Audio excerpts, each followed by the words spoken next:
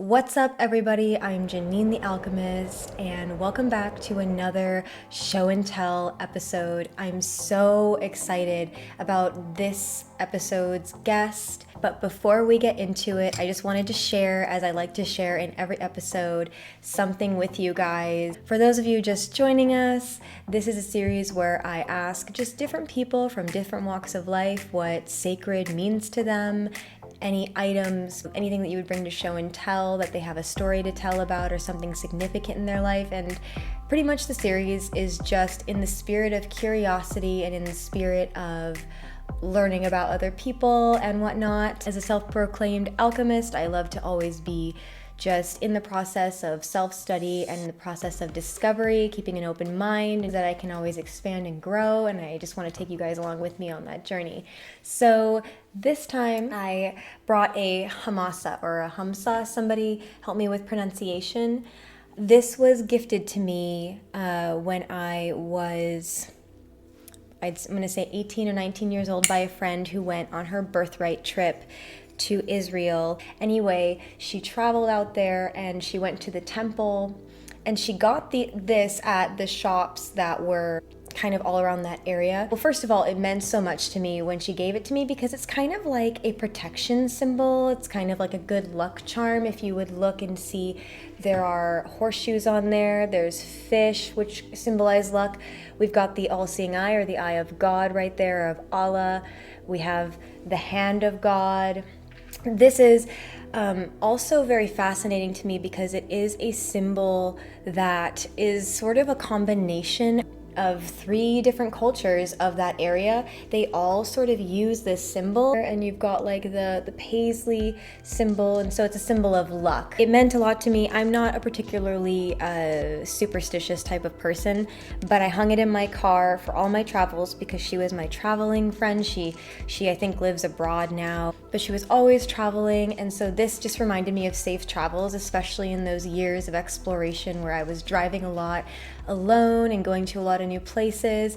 And since I was retiring, this I thought it was a good time to bring it up, especially with the tensions going on overseas right now and the heaviness that it has on everyone's minds and hearts with the difficult situation. I don't know, there's just something about this symbol and all the different cultural significances it has, and the association I have with it, with friendship, and the association I have had with it, with just the spirit of discovery when it comes to faith and God and spirituality. I don't know, I just felt really sentimental about it and wanted to share it with you guys. So take away with that what you will, and let's just get, in the spirit of friendship, let's just get into the video with my friend Kennedy. All right, we're here with my friend Kennedy. Hello, thank you. You're welcome. A cat lover and chocolate lover. Yes. Yes, thank you so much for agreeing to come to show and tell. Thank you for asking me. I feel honored. Yeah, well, it's an honor to have you. Kennedy is a body and energy healer and helps to support people in experiencing peace. And she teaches people how to cultivate living more peace-filled lives through yoga, assisted stretch therapy, Reiki, and conscious baking with cacao. And I've had some of your delicious treats, and they're to die for. So I met Kennedy through our mutuals, but I actually had sought her out because my doula mentor had told me how important body work was. And so I actually wanted to ask you before I forget. I've been telling people that body working is like assisted stretching. Is that an appropriate, accurate description of it? That would be one version of it. Body work could also be massage, fascial release, stretching, there's cupping. So really anything that is helping to open up the body. Every time I've gone, it's been amazing. I just think that you have so much insight, and you're also a really great friend. And so I just wanted to pick your brain. Like, who are you? Who are you? Like how did you get into this? How did you get into this world? Because that's so it's like a very specific niche. Like, how did you get into body working and the cacao and everything? Yeah, I think a lot of people will say that it's coming from, a lot of healers will say that they came from their own journey of wanting to heal themselves or wanting to experience more joy in life, more love in life. And I was in a place about 10 years ago of a very deep depression, and I didn't quite know what that was. I just was in life and I was like, this is not fun. Like, this is not an enjoyable experience. And striving and looking for something, looking for a solution to end the pain that I was in. And so then I found different books like Marianne Williamson, Louise Hay, who showed me the conversations of love and fear. And so that was a huge catalyst for, oh, there's something more in life. And besides just grief and sadness and pain. And so then I was inspired and continued down this path. I almost have been in and out of yoga at this point, but then I really took a deep dive into my yoga practice to help me connect to my body. Again, not knowing the true depths that it would take me, but That's relatable. I think that's where a lot of us begin, is just wanting to connect with the body and understand it more. And then Reiki was also a part of my life. Growing up as a kid, I was introduced to it. At that age, I didn't really know the power of what Reiki was. Were your parents into Reiki? I was in Girl Scouts, and the co-leader was a Reiki master, and she's still one of my most solid support system people that I go to in times of like distress. So she's still there for me. She's in her late 70s. Oh my gosh, that is so special. Oh my gosh, that's really unique. Yeah, so I love her. She just helped me through a transition period that I went through, and attuned me to Reiki at a very young age. And Reiki has guided me on my path for many, many years, even when I did not know what was happening. I think it had a lot to do with my spiritual development and where I have come from, and like where I've developed to become today, which Reiki is still a part of my daily practices. I'm curious about what sacred means to you, or if you want to take me through your journey a little bit, we can go back a little and start a little earlier. To me, I think sacred is something that is close to our hearts, close to ourselves. It doesn't have to be the same thing that is close to your heart. It's a very individual thing, experience that the person goes through. For me, my sacred things, I feel like I do sacred practices that pull me into that sacred space, feeling energy that is for me. I understand that. You mean you like to pull from things that resonate? Right. Yeah. And so I'll have daily practices of moving my body, getting on my mat, even if it's just for 5 minutes, sitting with Reiki and pulling in that meditation. And those things are sacred, but I feel like it's pulling me more into a sacred space within myself and supporting me within that journey and that practice. Because those are just tools to support us in what is already inside of us, connecting to that energy, that space. It reminds me of what I saw. You made a post once where you were just dancing with a hula hoop, and you mentioned it just a moment ago about how sometimes we take things, it's not all grief and seriousness. I'm so sorry, and I'm about to get my period. It's okay. That my thoughts, even though I basically scripted it out, I was going to say something. I think that for me, play is sacred, and so maybe that's why I connected to that. Mm-hmm. So when you said, sometimes we don't have to take life too seriously in that post. It ties in. It does tie in. Because that's your practice of play. Yeah. And so what you're doing is you play, however that looks for you. And that's sacred to you, your practice. When I saw that and you validated that tool, I tend to be kind of dark. Like I have big polarity, so I can get really deep into the dark feelings, as my channel people know. But it's important for me to remember play. So I don't know, I connected with that. And we can get pulled into the seriousness of life, of like it's have to look like this. It has to be like this. It gets to be day to day. What does it look like today? What does it feel like today? And it could be your practices, or it could just be life. That too, like, far out there. No, I love it. It does change every day. And since I did mention I am on my period, or I'm about to be on my period, and I've noticed, how some days you've got so much energy, some days you can't hang on to your thoughts at all. And then I tend to get hard on myself with that. So I love that you hold the space to take tools from different places. So speaking of my period coming, I've noticed that you follow the feminine cycles and you are posting a lot about that and having events. I'm curious about that and what you do with that. So I created a course or a container called Cyclical Living, which that term is coined in just living with your cycle and teaching women about the different phases of their cycle and how you can match up your energy and the week that you're in and design your life to really work with those energies as opposed to against them. And so right now you're about to burst, as you said. Yeah. And so all of your energy is being pulled down into the womb, into the pelvic space. And it makes sense that you're maybe not able to communicate as well as maybe you would in the ovulation phase when your energy is more outwardly turned. It's more expressive, expansive, whereas right now it's being pulled in. So living in those energies help support you in being maybe a little more gentle on yourself.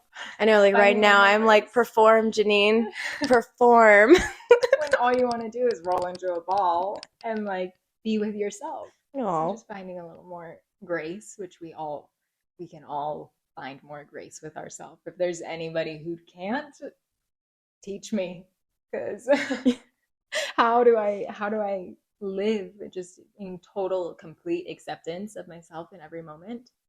Like, wow, I would hope to be able to do that one day, but I'm just gonna accept that maybe I can't, but I'm gonna do my best. How did you were you always confident with practicing Reiki publicly? No, not at all. How did you get to a place where you were open about it? Yeah, when I first started, I was kind of like, well, my hands, they're not doing anything. Like, I don't feel anything. What do you mean that there's energy coming out of my hands into your body or into my body? And it just didn't make sense because I couldn't physically see it. But the more I just trusted and said, okay, I'm going to trust that something is happening, even if I don't feel anything, the more I started to feel. The more I started to see within my mind's eye the energy coming in, and maybe we're visualizing or I'm visualizing it, which the mind is power in that way. And the more I trusted it, the more I could then start feeling it. I can now feel the energy flowing into my body part. And we all have that access to be able to do that, whether you're attuned to Reiki or not, just allowing for yourself to feel it. You intend to put love into your knee or into your heart, and you feel it. And I have had experiences with people who do energy work where their intentions are not pure, where they're not coming from the heart, and they're more so coming from their wounds. And it's not that they're in the wrong or they're bad, because whoever they're working with is who they're supposed to be. That person's supposed to be having that experience, which is how I view all of life, which is a hard for some people to accept that truth, or for if that is your truth, it doesn't have to be your truth, but we're all given exactly what we need. And so my experience with that person who did not have the purest of intentions, I don't blame that person. I think that's where they were coming from, their own wounds, and they needed that experience, just as I needed that experience to see how important it is to be within our hearts, and to be within our heart centered, and to be connected to this energy center of our body. Was that like a big turning point when you realized that people do that? Yeah, it really showed me how important it is to cultivate my own intuition, my own centeredness. And it wasn't until a couple of years later, I mean, even now I'm still diving into what that even means for me. Like, what that means to be centered, to be in my truth, to be in my heart, to be in my body. It's a daily practice because there's so much out in the world that is telling us, or that is designed to pull us out of our bodies.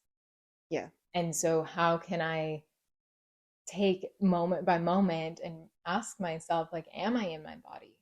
And I also think that it's important for us to get into, we do things where all of a sudden we're 3 hours into a project and we're like, wow, I have to go pee really bad because I just wasn't in my body to be able to feel that. And so, okay, now I can go take care of that need. And it's okay that that happens. It's going to happen. I think that's part of our nervous system just working in its flow. But are we there for 7 hours before we realize we need to eat? And then we're like, okay, now my body is really needing support. And so how quickly can we catch our body when we're out of it?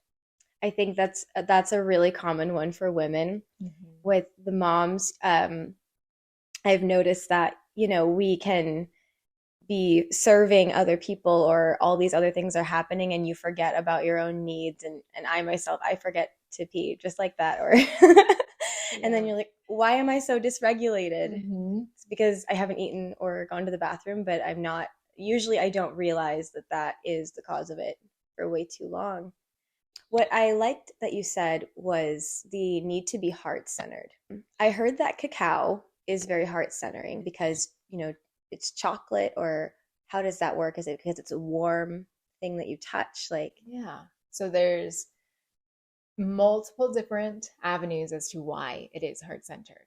We can go into the physical and look at the different compounds that are in pure cacao. This isn't a Hershey's chocolate bar or a Snickers bar, but pure raw cacao, which is a very bitter plant. And it goes through a process of fermentation and grinding to get to even just that cacao part that we can consume. But there's different compounds in it that help to open up I think it's vasodilators, that open up the valves of the heart so it physically gets the blood pumping. And when you have cacao, some people are like, I can't eat that because it makes my heart go racing. And I'm like, yeah, that's pretty accurate. And it also it helps us muscle relaxant, which is also found in meats like chicken, if you eat that. And so it helps to calm the body itself, calms the mind. And so there's a lot of different elements that are in the physical. Looking at it spiritually, when you consume ceremonial cacao, which is coming from a farm that is most likely on land that is being taken care of. It's not just being processed for cacao, but it is being tended to with love and with compassion and understanding of what this plant is. And the tenders or the caretakers of the land are in communion with cacao itself. And so from the time that it's planted to the time that it is in our hands as cacao, it is being blessed, it is being honored for what it is. And so that's a huge part of it as well. So we're taking all of that energy that we're putting into it, that the farmers are putting into it, into our bodies. And so energetically, that's a huge bonus. It's nurturing for the soul, for the body. I could see how that level of intention and care through the steps could be a practice to teach us to do that with everything in our lives. That's why I like these types of practices, is they teach us to be more mindful of all the things that we purchase and consume, and how we handle other people with care or not. I want to ask you what your goodie bag is. Oh, what's in my goodie bag? Yeah. Yes, I'm very curious about what you brought to show. Okay. To show and tell. The show and tell. Ooh. It's brown. It matches me. My theme of What a my cute wardrobe is muted, earthy tones. Just like chocolate. I do have a hot pink scarf that I do wear. Inside this paper bag is a brick of cacao. It is so I met a woman December, maybe end of November last year. And she travels and does yoga retreats um, in Guatemala, Costa Rica, Mexico, I think. She can correct me if I'm wrong, but she does yoga retreats, and she brought back bricks of cacao from a farm in Guatemala. And I mean, this is just like I say the best cacao, like straight from the hands of the women. It's a woman-owned farm, and they grind the cacao, they ferment it, like they do all the processes. And so this is one of those bricks, and I am very excited to share it with you. Can I touch it? Yes. I'm just like, can I see Yes. this? Yeah. Oh, it really is a brick. This state of the cacao, it goes through the fermentation process, and then they grind the beans, and they roast the beans, and then they grind it, and it creates like a paste. And this isn't chocolate that is crystallized yet or tempered as like a chocolate bar would be. When you bite into it, it's soft, and this is very flaky, and you can see like the discoloration of it, and how the crystals are forming but not uniform. You know, when we try to create discipline in our lives, but we don't know if it's actually translating beyond what we see ourselves, I can tell how much work you've done, because just being near you, I feel so much love and comfort, and I can tell the work that you've done just by being near you. Even though we met like 2 years ago, I can just tell it's a really lovely space to be in. Thank you for that reminder. Yeah, just that reflection. And so now I can really feel my womb. It's like, I would like to get into the cacao. So let's move on over here. Yeah, well, and cacao is great for right before our bleed. Really? Why? Because there's a lot of minerals in it that help to relax the body and just kind of pull us inward. And so it's great. Your chocolate cravings usually come in right there, right before you bleed. Yeah. It's very rich. So it's definitely crumbly. It's a higher heat. And so that's about half the bar. And we're gonna use hot water here, so it doesn't really matter the size too much. Crystals on. So it's like a tablespoon to me. And of course you save it for a later option. And then add in some hot water. And I'm just adding enough to blend it. I can add more later.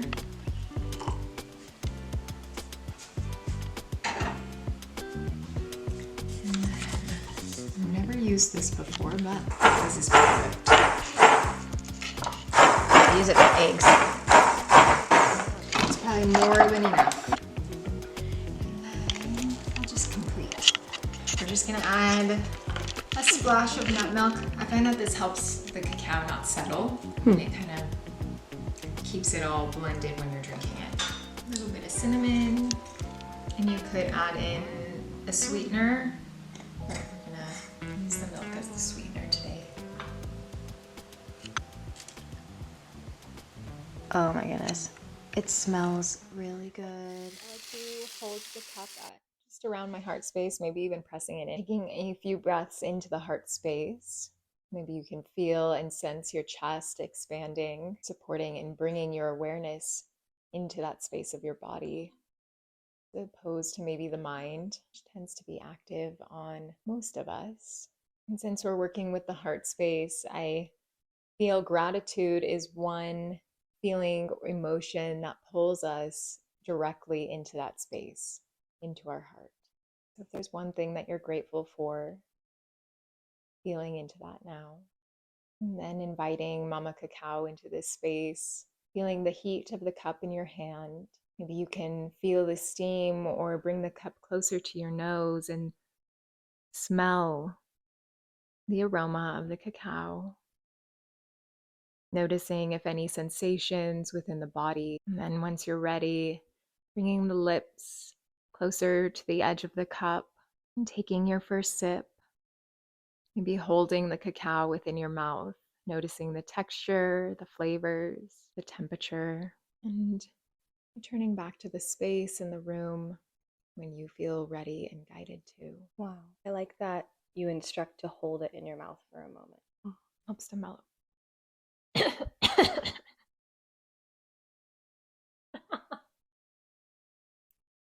Mellows you out. This is delicious. Okay. So with what I leave you, you can prepare it. You can always call me and just be like, I forgot. You said it was like 3 tablespoons. I will ask you. Yeah, you can. Usually 2 per serving, but I did 3. It's 1.5 each. ASMR slurping sound for you. I'm kidding. I can make it even more. Okay, everybody. Thank you so much, Kennedy. Thank you. Yes, Kennedy. Yes, Kennedy. Thank you. Love the connection time. I love it too. And if anyone wants to connect with Kennedy, I'll have her socials down below in the description box. I think she has an Instagram. She's got the TikTok, although I don't know if TikTok will be with us much longer. At Creating Alignment on Instagram. See you guys all in the next What Is This?